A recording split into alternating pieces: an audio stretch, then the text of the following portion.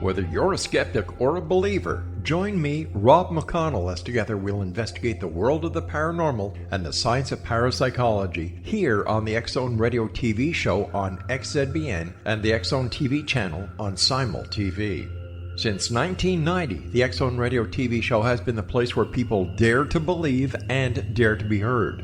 Together, we'll investigate UFOs, aliens, ghosts, Bigfoot, psychic phenomenon, lake monsters, conspiracy theories, government cover-ups, the truth embargo, alien abductions, ESP, haunted locations from around the world, and so much more.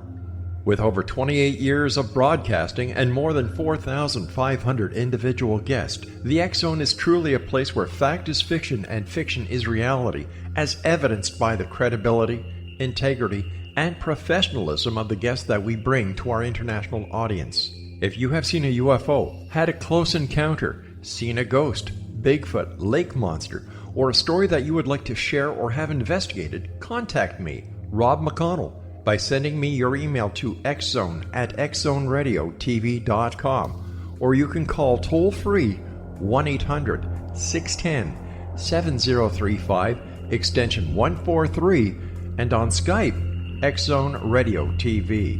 For more information on the X-Zone Radio TV show with yours truly, Rob McConnell, visit www.xzoneradiotv.com or www.xzonetvchannel.com or simultv.com and xzbn.net. Until next we meet here in the X-Zone from our broadcast center and studios in Hamilton, Ontario, Canada, always remember, X-Zone Nation, keep your eyes to the sky and your heart in the light.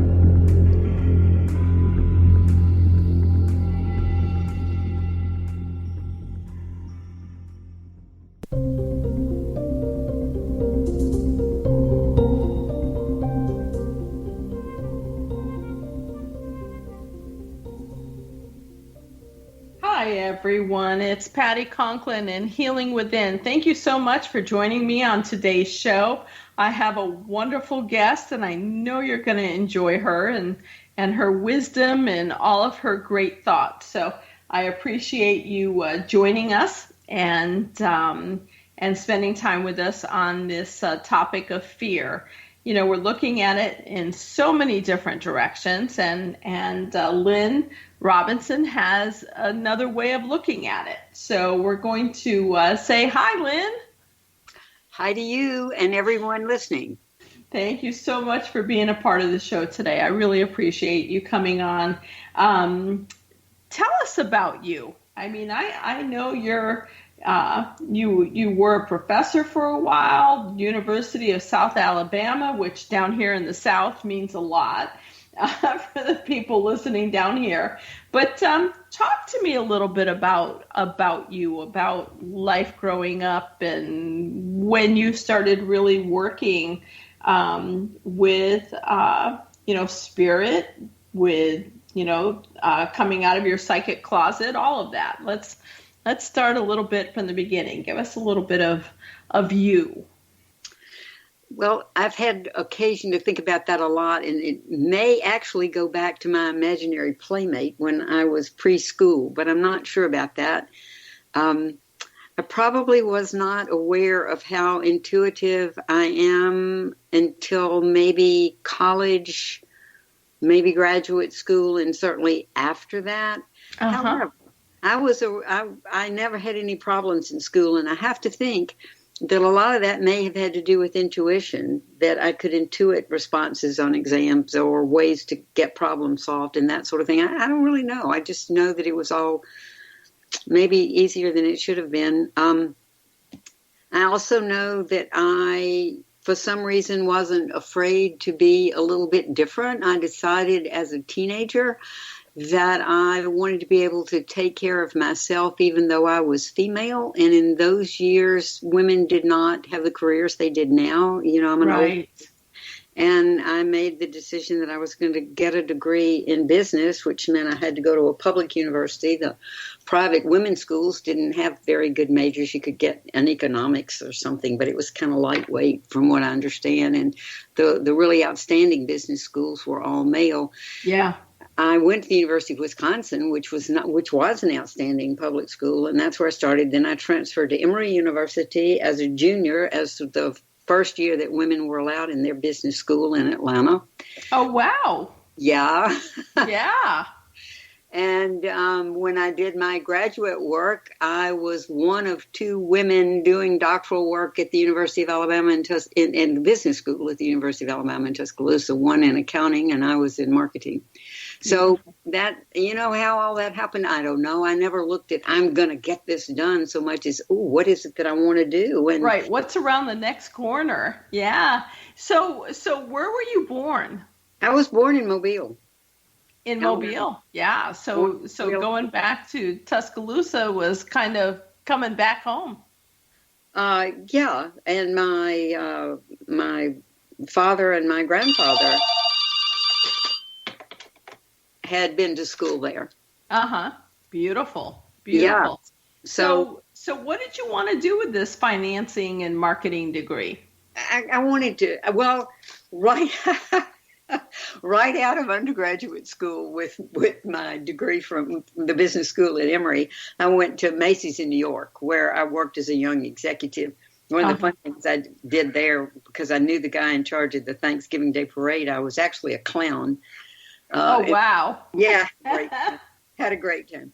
Yeah. And then I decided I really would prefer to go into the teaching aspect of business rather than the executing business. Though, by the time I left the university, I had my own consulting business, consulting with all businesses of, from mom and pop shops to Fortune 500 companies. Yeah. Really more on people interaction than on the marketing aspects. And of course, intuition's going to play into both. I mean, it sounds like you were a natural intuitive without really even recognizing that maybe you were a natural intuitive at that time. By the time I was a professor, I knew that I was a natural intuitive. And one of the funny things that would happen when I would sometimes team with other consultants to do work for, a major company, and we would have something planned in working with that executive group, and it wasn't panning out, and we'd take a break, and they'd say, okay, we've got to make some quick changes, and they would look at me and say, okay, Lynn, do your thing. Yeah.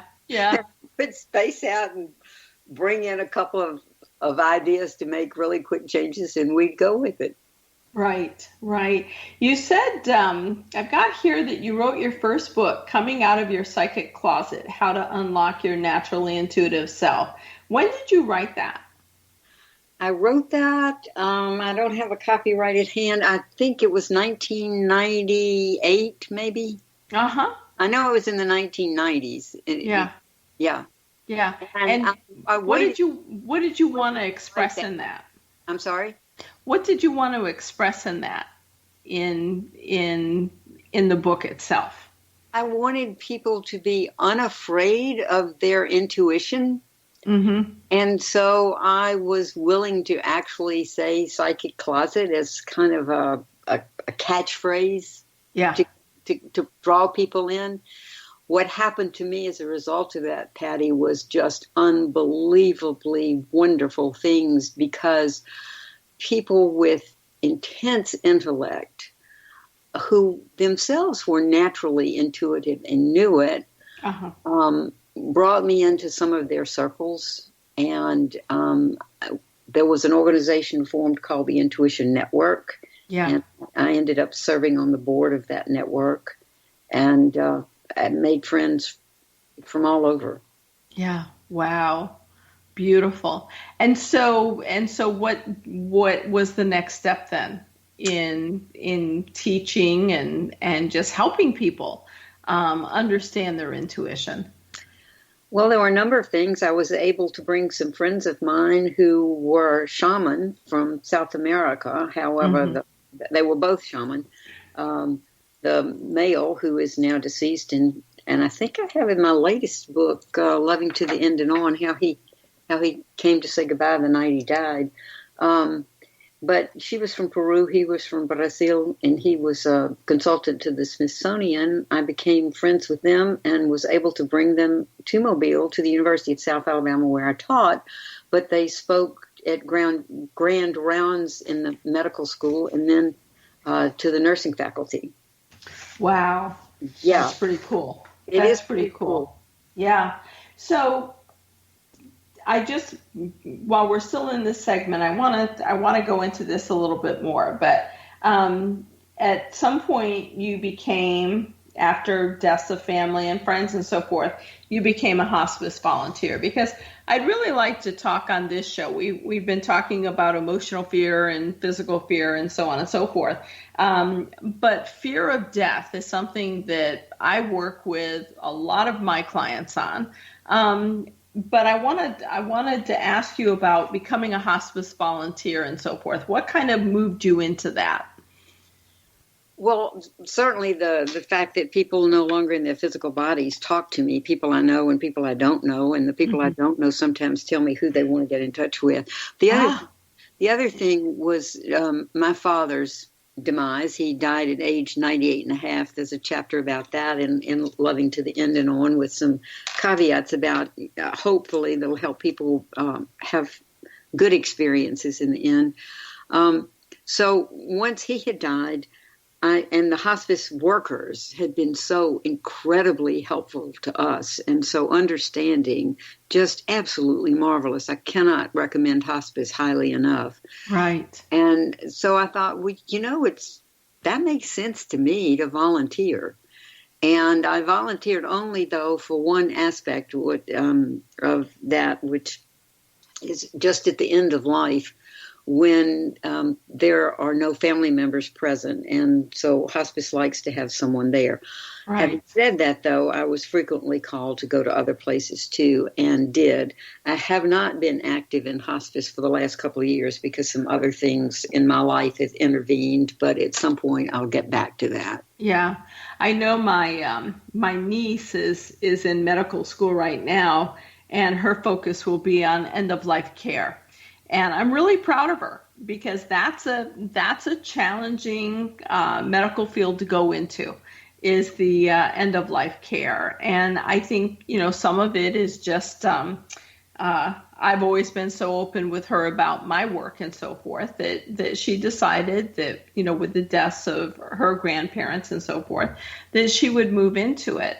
And it takes a special person to be able to be in hospice or be in the medical field for end-of-life care, because the fear is so overwhelming. So, when we come back from break, I'd really like to go into that a little bit more. Do you know when you're afraid, fear versus challenge, tormentor or teacher?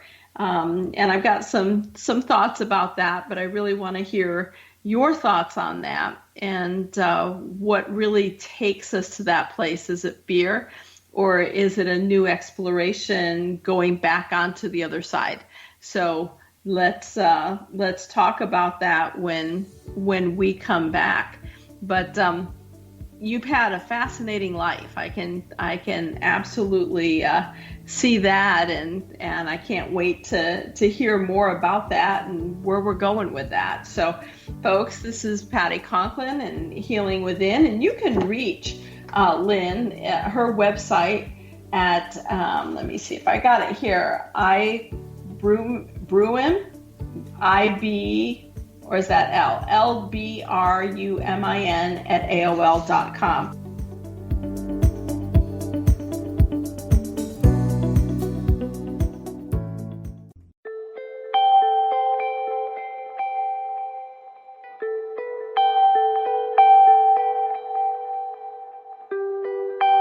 It's hard to listen to the news without realizing we're living in volatile, unprecedented times. Yet never has there been such an opportunity to transform the human condition. As old structures fail, where can we find the guidance to co-create a better way? Find Your Path Home is an ever-evolving, leading-edge information, education, and healing resource center designed to support and guide you on your path to unity and enlightenment. Based on sound principles employed by shaman worldwide, we provide techniques that can support you through the current transitions, offering online shamanic classes, international long-distance shamanic healing sessions, complimentary Mission Evolution radio episodes and Stairway to Heaven TV vignettes, seminars, retreats, and much more. All of this can be found on findyourpathhome.com. So I was watching the X Zone TV channel last night when I was abducted by aliens, and they kept repeating to me over and over again, simultv.com, simultv.com. What's simultv.com? That's what I asked them. They had it written on the side of their UFO. How do you spell that? UFO. No, I mean simultv.com. simultv.com. simultv.com. Right. simultv.com. Interesting that you were abducted by aliens in a simultv.com UFO last night. Oh, yeah? Yeah. Now that you mention it, I remember now last night I was awakened from a deep sleep. My great-grandmother was standing there. She said she'd come from the hereafter to tell me about simultv.com. She even spelled it out for me. simultv.com, sonny boy. simultv.com. simultv.com, sonny boy. Wow. Yeah. Guys, you'll never guess what my psychic guru just told me. simultv.com. Exactly. Are you guys psychic too? Of course. We all know about simultv.com. simultv.com.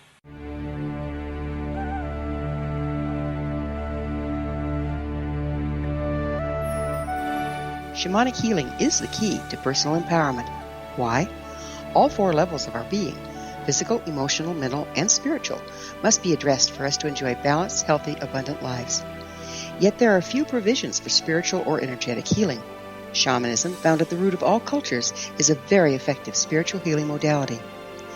To find quality shamanic healing you can trust, regardless of where you live, look no further than Find Your Path Home long-distance shamanic healing program. All Path Home long-distance healing practitioners have been trained and certified through Path Home Shamanic Art School. Change your life. Live abundantly. Schedule a long-distance shamanic healing session with Gwilda Wiyaka or one of her quality practitioners today at findyourpathhome.com.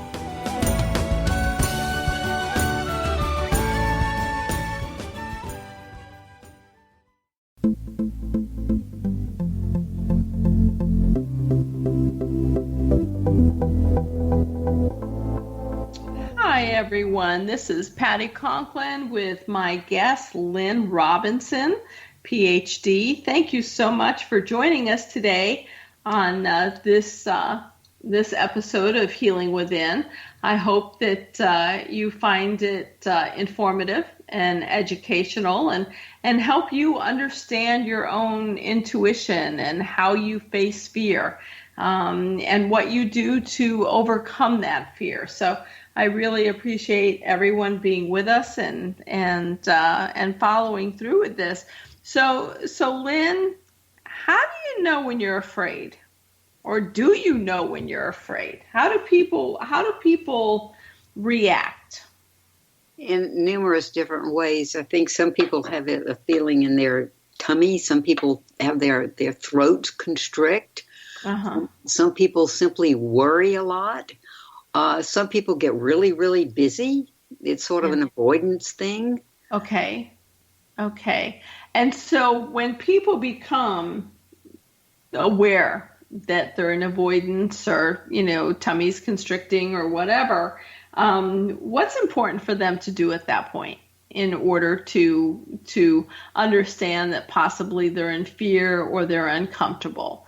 What is journaling a good idea? What do you suggest? Well, journaling is a good idea for those people who like to write things down. Not everybody likes to do that. So that's one really good way. Another good way is to take a deep breath and say what's going on and just examine it internally inside of your head. And ask yourself questions. What's going on? Why does my tummy feel this way? What's this related to? Something that's recently happened, something that is triggered from the past. So I think those kind of questions can be very, very helpful. And again, you can do it in your head or you can write it down either way. Some people pick up a book and read it, and they don't realize that the book they've picked, for instance, will lead them into what will explain the feeling. But the very first thing is to recognize the feeling, to feel what you feel. Right. And so so I'm assuming that this crosses all genres. I mean, whether it's about a relationship, whether it's about work, whether it's about your health, and everything in between. Everything in between, any of the above. Okay. And so when you ask fear versus challenge, talk to me about that. Well, a challenge for me, as I interpret it, is something that stretches you, something where you've not had the experience to say, oh, I can do that. Fear is when there's something that you know needs to be done and you are not at all convinced that you can do it. You're scared of it. You prevaricate. You do avoidance things rather than just meet it head on. Sometimes what you need to do is simply say, what is going on? What is it I think I need to do, and how do I recognize this and divide it into whatever pieces there may be? And one could be challenging and it's exciting. The other could be, I didn't do something like this really well before, so I'm not sure. And sometimes there's a voice in your head from your past, a teacher, a parent, a friend who says, you can't do that. Right. And instead of challenging it, you accepted it. And, now's a good time to say, wait a minute. I'm not who I was when that negative thought was put in my head. Let's re-examine that. How many people do you think, though, really sit back and go that deep into themselves? I mean, is it a crisis that brings it up, that forces them into that kind of thought mode, or what?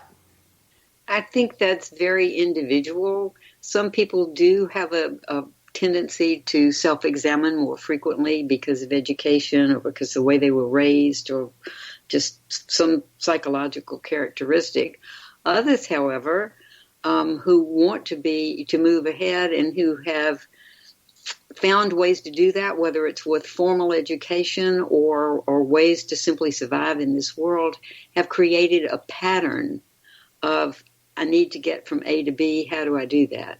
Mm-hmm. Yeah. And so if they recognize, in looking at a fear versus a challenge, a fear is something that is reactive. A challenge is something that's external, moving forward, in my mind. So when would they move fear into a challenge? And if they're in a challenging situation, when would they recognize that they're in fear? Well, first of all, I think sometimes you don't want to move from fear into challenge because there's a good reason to be afraid. Well, let me modify that. If you hear a rattlesnake and you're on a hike, it's good to be afraid. Right. And to take stock of that fear. And then the challenge is how to remove yourself from the challenge of and the fear of the rattlesnake. Mm-hmm. And there are such instances of that in life. Certainly in certain parts of the world where there is a lot of war and strife right now, there's good reason for fear. Mm-hmm. Yeah. And for not losing the fear, because the fear keeps you alert to your safety. Right. Which is so important. Absolutely. Yeah. Absolutely. But when fear becomes so overwhelming that it stifles us and we just stop. How do you suggest people move out of it? Again, first you recognize it. That I am so afraid, I am immobilized. I think then it's very good to go inside and find the places where you have not been afraid, the place where someone else has coached you or loved you into a little sense of safety, or a time when you were really, really threatened and you found your own way. And if you can get back to a place where you have succeeded, then you can use the strength of that success to move out of the fear. Yeah. Sometimes, it just takes a lot of self-talk that where you I don't know if you ever read the book when you were a child about the little engine that could. Yep. When I, had to get up over the mountain with the toys to get them to the kids at Christmas on time, and he really wasn't strong enough. And so on the way up the mountain, he kept saying, I think I can, I think I can, I think I can, I think I can. And he got to the top, and he got over the top, and he said, ooh, I thought I could, I thought I could, I thought I could. Right. So sometimes you just need to reach for the strength to do that. To just move yourself beyond the fear of it. Yeah. So but we need to make the caveat, Patty, that some people do have a physical impairment that makes that very, very difficult, and we need not to judge them because they can't. Right. We need to love them into a sense of security if we're able. Yeah. What if we're looking at someone who has a fatal disease or a diagnosed fatal disease, and they're moving into that fear state? I know that, when I start working with someone, the first thing I tell them to do is surrender into the disease. And they're like, what? You want me to give up? And I'm like, no, I want you to understand this is what is in this place and time. And the more you surrender to it, the more that your body can free flow and begin to heal. But if you stay in fear, it shuts your body down, and you have less ability to heal. And so, I think it's important for people to surrender into what is in the moment and do everything they possibly can that feels right in order to get beyond a crisis, or move into what could be inevitable for them, of them crossing. Want to talk to you about that next segment. But when people are diagnosed with something, whether it's emotional or physical, and they move into that fear space, sometimes it's really challenging. They're like, well, of course I'm afraid. Well, yes, of course you are. However, that doesn't need to be the space that you stay into. You can now look at it as something that you can take on as an adventure to get beyond, not necessarily a challenge in my mind, but an adventure to move forward, to get to the other side and be through it. So what do you recommend to people in how they do that? I had this vision come into my head as you were giving that example of a preteen whose parent told them that they had to take ballroom dancing lessons. Yeah. And so they, went with great fear and trepidation. First of all, they were going to have to dance with somebody of the opposite sex. Mm-hmm. And second of all, they had to follow somebody else's directions, and they weren't sure that they could follow the beat of the music, much less the directions. But they just had to get in there and do it. And then at the end of it all, they found out that it was great fun, and it opened up some other possibilities for them. Mm-hmm. I think if we can get people to grab onto metaphors like that one, right, that will help them find something that they can look at in their own heads. I mean, if somebody's diagnosed as dying and there is no escape, sometimes they get well. Sometimes there's a miracle, but oftentimes if they're going to transition. Yeah. It. I mean, you just are. I'm at an age where a number of my friends have, and I've, been bedside with them. And so seeing those happy things in your head and envisioning what you're doing, and sure, it's scary, but I've done scary stuff before. Right. Well, when we get back, let's talk about that, because I have a little bit of a theory I'd like to share, and see what you think about it.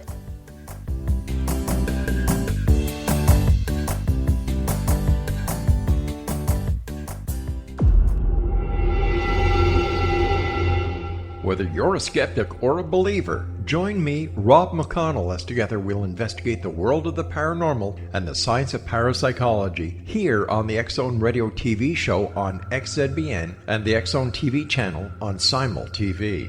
Since 1990, the X-Zone Radio TV show has been the place where people dare to believe and dare to be heard. Together, we'll investigate UFOs, aliens, ghosts, Bigfoot, psychic phenomenon, lake monsters, conspiracy theories, government cover-ups, the truth embargo, alien abductions, ESP, haunted locations from around the world, and so much more. With over 28 years of broadcasting and more than 4,500 individual guests, the X Zone is truly a place where fact is fiction and fiction is reality, as evidenced by the credibility, integrity, and professionalism of the guests that we bring to our international audience. If you have seen a UFO, had a close encounter, seen a ghost, Bigfoot, lake monster, or a story that you would like to share or have investigated, contact me, Rob McConnell, by sending me your email to xzone@xzoneradiotv.com, or you can call toll-free 1-800-610-7035, extension 143, and on Skype, X Zone Radio TV.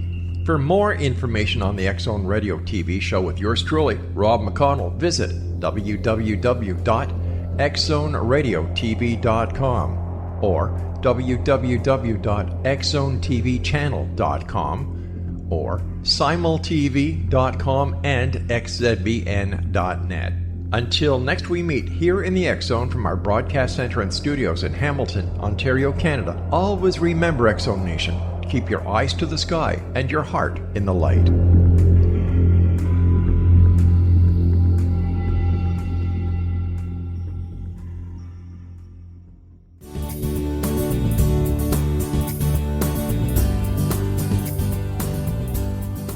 Hello, everyone. Thank you for continuing to be a part of our show today. This is Patty Conklin and Healing Within, and my guest today is Lynn B. Robinson, a PhD, and we're talking about fear and different forms of fear and how to overcome it. Lynn has an amazing story. You can find more about her at her website, which is brumin@aol.com, or I guess website.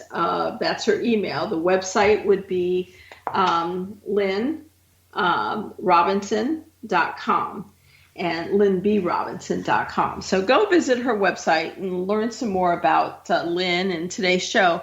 You know, Lynn, one of the things that I'm always amazed with is when people get ready to transition, and, you know, being a part of hospice, I'm sure you've seen this as well. And a good friend of mine put it in a beautiful way. When I was with one of my dear friends who was crossing, in the moment that his soul left, I was looking into his eyes and I saw tremendous fear. And I thought, wow, what are you being fearful of? I mean, we knew this was coming and so on and so forth. And I was holding his hand but his eyes, his soul had left his body, but his eyes were fearful. And a good friend of mine said, you know, when we're born, most of us come into this world crying.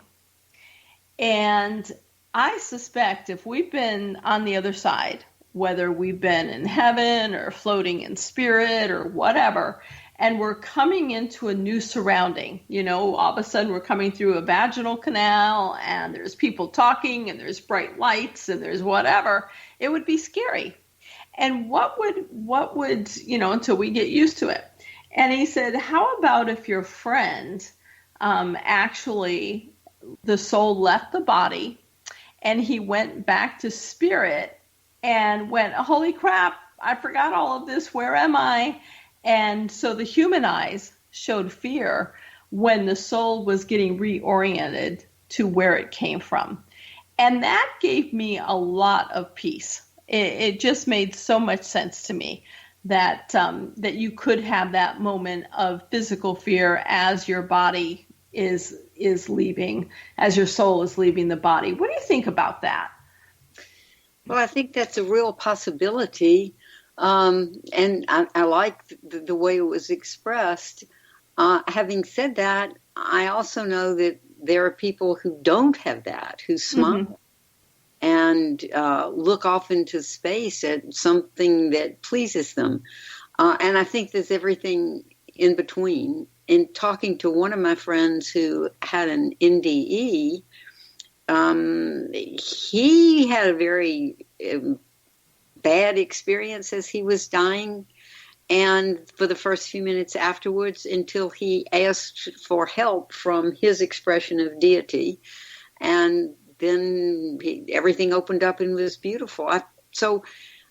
Your explanation, I think, is great for those for whom it works, but I think we all find our own way. Right. Well, I think that people cross with the deep belief of what they believe, that what's going to be waiting for them is what they truly believe, not the last minute fear, but what they truly believe deep down is what's waiting for them. So it can be so many different things. So you asked the question, do you know where you learned fear?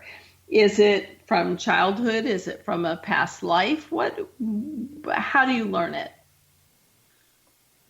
Well, in my own experience, it's from all kinds of different ways. Some of it, I think, is intuitive. Some of it may be from a past life. Some of it may be from a story that was read to you when you were a child, or today's world, something you've seen on TV or in the movie. You can learn fear from a friend, from an older sibling, from innumerable ways.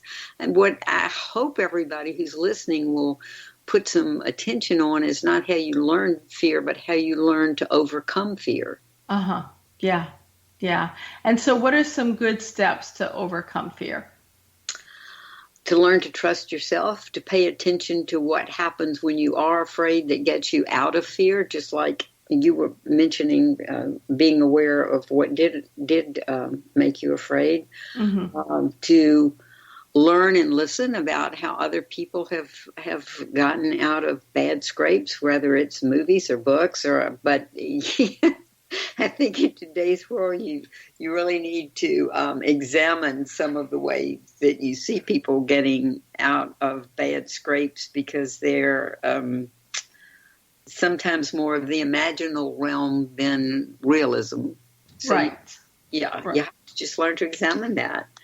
And don't be afraid to talk about fear with your friends or your family or a teacher, to say, this really bothers me. I'm not sure I'm fully afraid. Or you might say, I'm scared witless. What am I going to do? Right. So consult with others. Yeah, I think that, some of the challenges that people get into in talking about fear and their specific fears is that they're going to be judged, whether it's family or friends or whoever. And so they kind of just stick it down inside of them. And, especially this time of year, we see more depression and so forth as things are happening around us, and we're moving into different states of holidays and so on. And I think that fear can cause someone to go into a depression, and the fear of judgment, of not being able to vocalize and be open to someone is a real challenge for people, and they just kind of hibernate and introvert and have a hard time coming out of that. So, for the people that are challenged that way, who are having a hard time speaking up and finding their voice, what do you suggest to them to get them beyond that fearful state of being judged or challenged with how they feel? One is to be willing to figure out where the fear came from. Mm-hmm. Did someone actually tell me I should be afraid of this? Have I been taught this fear? And is that really a problem of the person who taught it, or is it my problem? Right. So I think that's really important. Another thing is to take the fear apart into pieces. Yeah. And examine the pieces of what paints that picture of fear for you. Right. I think that can be very helpful. And another thing is to say, and I don't mean avoidance behavior here, but to just ask yourself, why am I spending the time on fear? Yeah. Is there something else I can be doing that would put me in a positive frame of mind, and then I can move ahead? Yeah. Yeah. Yeah. So, just from my work with so many people, it's so hard for them to recognize what could possibly have created fear, because maybe it happened so young in life that they don't have any memory of it, or maybe it's a learned behavior from a family member, from a parent or a grandparent and so forth.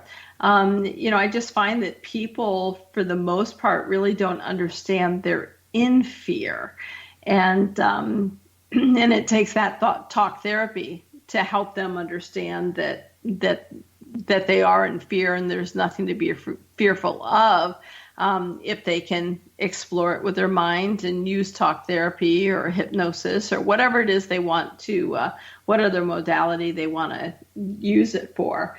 But I think that, having a safe place to respond, to unload, to overcome, to fear, interior, exterior, is critical. So talk to me just for a minute or two about that.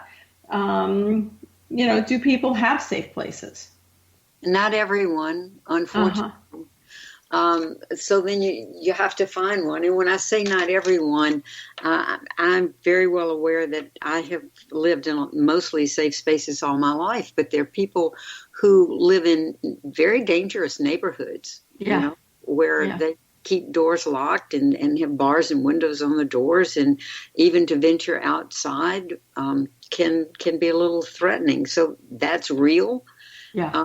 And those real fears need close attention so that you have solutions to get around what may be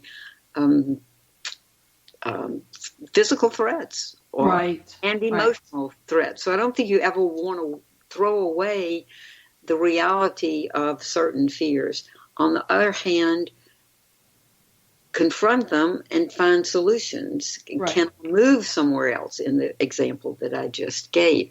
Right. You are around friends who are constantly negative and telling you, oh, don't do that. That's you could get in trouble for that, or don't do that because it's against certain principles that we've been taught. Find another friend who helps you, helps you grow away from that and into possibility and into beauty and into. Okay.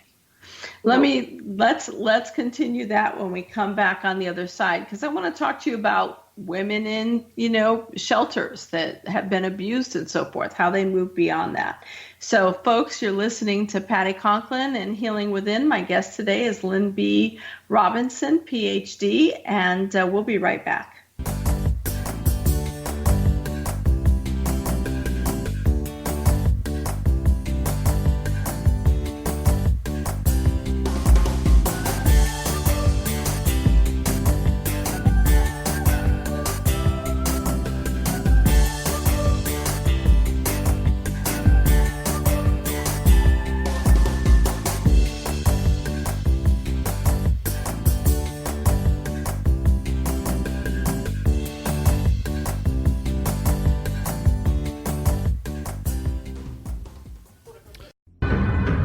If you are looking for a safe, zero-calorie, natural option to the harmful artificial sweeteners on the market today, Just Like Sugar is what you're looking for. Just Like Sugar is a wonderful natural alternative for those health-conscious people who choose a calorie-restricted diet with a great, pure, sweet flavor that tastes just like sugar. Just Like Sugar is a great natural option for people suffering from diabetes and may be useful in restricted diet programs where standard sugars are not allowed and does not cause a laxative effect of some other sweeteners. Just Like Sugar comprises a perfect blend of chicory root fiber, natural calcium, natural vitamin C, and Just Like Sugar's sweetness comes from the natural flavors from the peel of the orange.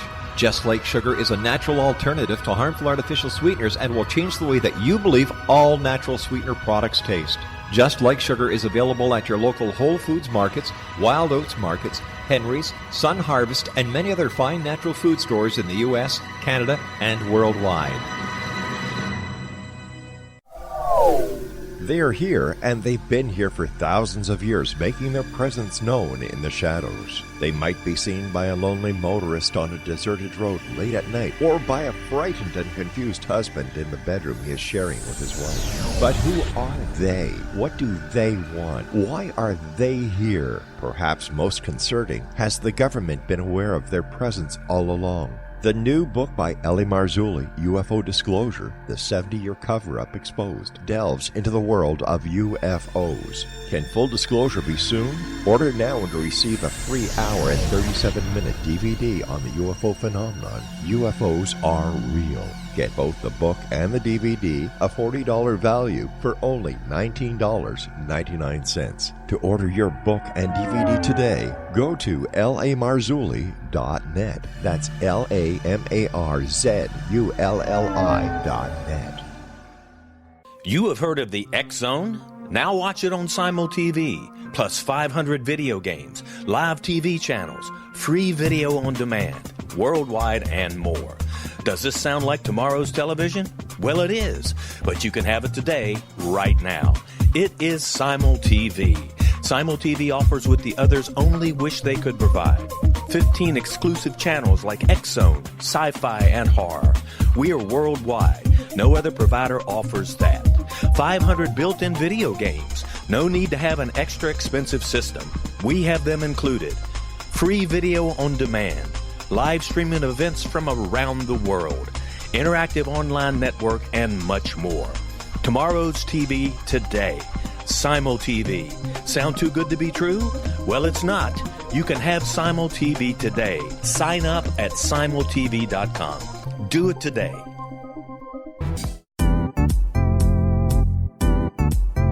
Memorable dynamic presentations are a not-so-secret weapon in the business world. Do you have a powerful message that must be shared, but you haven't found a way to deliver that message? Do you want to be known as a top public speaker who gets amazing results? Are you ready to create and deliver your powerful message? Thomas Hides can help you create and deliver your speech to get the results you desire. Visit iconquality.com. Did you expect your business to flourish, but instead it plateaued or didn't get off the ground yet? Would you like to achieve massive goals and discover new sources of income within your business? When you're ready to experience that type of success with fast results, Cindy Hendricks is the business coach for you. Her work with entrepreneurs and business owners has been life-changing. To get you and your business where you want to be, go to imaginemoresuccess.com. Has the fear of public speaking stalled your business or personal life? What would you give to develop and maintain supreme confidence? Have an invaluable private program to always perform at your best. Imagine how you would feel. You can have all that and so much more today with Thomas Hides' life-changing course called Number One Fear Unleashed. Visit numberonefear.com and be liberated from your fear of public speaking.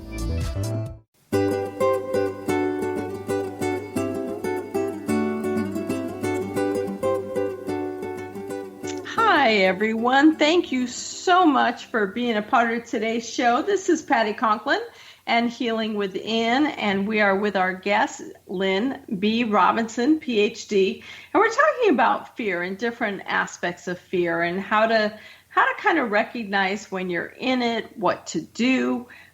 You can find Lynn at her website, which is lynnbrobinson.com.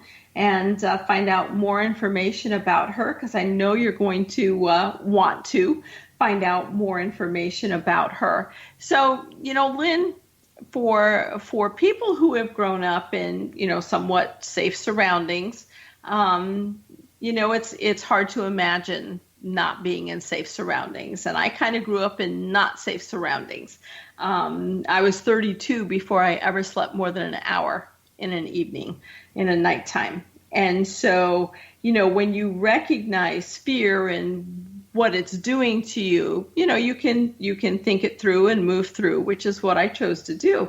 But I think about, individuals who are in homeless shelters or individuals who are in, safety abuse centers, women, men, because I believe in men get abused as well by females. So when people are in the thick of a fearful situation, fearful of their life, fearful for their children, living in a not safe situation, how do we, by them listening to this show, how do we encourage them to have the strength to move beyond that gut reaction or the response of, it's really my fault, and so they stay in that fear space? How do we help them understand that they can move beyond it?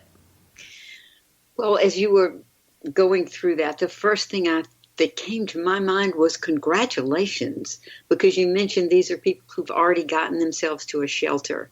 Yes. Pat yourself on the back continuously for getting yourself out of a negative situation and into one of hope. It's not the last stop for you, but you've come to the beginning line of a better life. And that's huge. So continuously remind yourself of that. If someone's listening who has not yet gotten there, think about the people who have and use them as a beacon to get yourself there. Somebody else has done it. I can do it too. Yeah. My heart just expands hugely to think about the people who are in shelters and that they've gotten there. But it is important to realize that's not the last step. Learn from the people who are there to help you, and from the other people who've gotten themselves there. Yeah. Yeah. Go ahead. And then there are a lot of organizations out there who will help, and the people running the shelter can put you in touch with those, whether it has to do with education or health or a place to live, whatever you need. You've gotten yourself to a place where the next step is more help. Yeah. Yeah. I think it's really that first step. That first step is the hardest for so many people to be willing to acknowledge that they can no longer handle it themselves, and that they need support and they need help, and they need loving, supportive people around them who understand their dynamics and the situation that they're in. Something like that happened when I was still doing my professor work, and I had a just lovely young co-ed come to my office saying she was sorry she had missed class the day before. I noticed she had a cast on her arm, and she said her boyfriend had beaten her up and she'd gone somewhere to get medical help. And with her in the office, we made some calls within the university and other places to get her into a shelter. Mm-hmm. So if you don't know how to get into a shelter, go anywhere you can, police station, a church, almost anywhere, and say, can you help me find out how to get in touch with people who will get me to a shelter? Right. How do I get there? Take that first step. And even your physician, if you have a physician, can start getting some public service and getting in there and helping. I think it's important for people to recognize that, the psychological fear that so many experience. I have been said at every show on this, or every time on this show. But fear to me is forgetting every available resource. And that's the strength you have inside of you. It's knowing that you can do whatever you need to do. If you can protect your children and you can protect other people that you don't know and so forth, recognize that you can protect yourself. So what do you do with fear? When we look at identify when you cower, you do nothing, for what reasons? Or identify when you take action to understand or overcome to grow, for what reasons? What would make people continue to cower and do nothing? What is the fear so paralyzing that they can't do anything different? I suppose with some people it can be. And to be frank, they're better problem solvers than others. So it may not be fear so much as a true inability to know where. And that's a place where, again, go to someone and ask. and get that person to get you to the next step. Mm-hmm. Yeah. Yeah. And so what do you recommend for people that are listening that are just stuck? They're just stuck. And even though they're listening to that going, yeah, I can do that, but intuitively they're pulling back. What can you say to help them get beyond that moment? You are unique. You are special. You have the capacity to move ahead. You can go to your library and check out the little engine that could, and imagine yourself as being that little train. And I think I can. But you have to be willing to take a step. Yeah. And you can move one step at a time. Those baby steps. They're important. Yeah. Baby steps. If you can't get beyond your front door today, then say, tomorrow I'm going to get out of that front door. If you don't get beyond the street the second day, then tell yourself that night, I'm going to go farther tomorrow, and do the baby steps. Yeah. Yeah. Just take it within your comfort zone. And find somebody, if you can, who will reinforce that for you. Yeah. Yeah. What is the title of your latest book? The title of my latest book is Loving to the End and On, A Guide to the Impossibly Possible. And tell me just a little bit about that. Well, the book was written to help people understand that life takes on a lot more aspects than one might think. I do include a lot of things about life beyond the physical body or outside of the physical body, but I don't demand that readers believe that. Mm-hmm. It's an opportunity to look at the fact that life is going to end and all of the beautiful things that can happen as a result of that. There are a lot of resources in the book, including some movies that you can watch and check out and watch, or order online, or however you do that. It's an opportunity to examine the fullness of life that one can see retrospectively from the end. Yeah. I mean, I'm a big believer that good always comes out of bad. And so, sometimes it's reflecting back on your life, even to the bad things that have happened, and understand how you grew from that experience and what you learned. And it's important to stay focused on that and not the negative. And, as we all get to that place of transitioning, it's understanding that life is not promised, and that there's times that, people become incredibly fearful, phobic even, about that aspect. But I think that it's important to understand that every day we have is an amazing blessing, and that we can take it as such. That fear is only that. In metaphysics, they talk about, what false evidence appearing real. And a lot of times what you fear the most is not as big in the window as what you think it is. It's overcoming it by baby steps. So in our last few minutes here, what would you suggest for people that are in fear, willing to take those baby steps? What would you recommend to them? One of the things that I say for this purpose and many other purposes is to keep in mind that you are more than a physical body. Mm-hmm. And if that's difficult, suspend your disbelief for just a moment to consider, I am more than a physical body. So that gives you a lot of options. And it gives you a lot of ways to proceed in life. Right. Beautiful words. Beautiful words. Folks, you've been listening to Lynn B. Robinson. You can find her website at lynnbrobinson.com. This is Patty Conklin and Healing Within. And so thankful that you stayed with us today and listened to the show. I think you've learned a lot, and I deeply appreciate every single one of you. Let's overcome our fear and move forward. Lynn, thank you so much for being a guest on Healing Within. I truly appreciate it, and hope we get to talk again sometime. Thank you. It was my joy to be with you. Thank you.